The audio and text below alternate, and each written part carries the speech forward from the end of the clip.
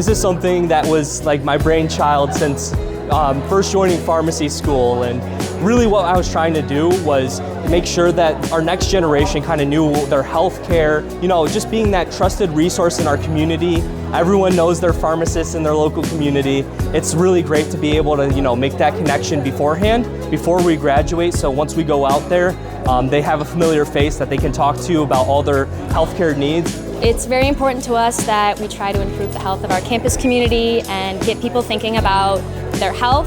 Just teaching them healthy habits, letting them know what they can do to benefit their health long term, and to really build a healthy campus community in the long term. The way that you treat your body now sets you up for the long term, and the better you are now about your health and treating your body well, the longer you'll stay healthy.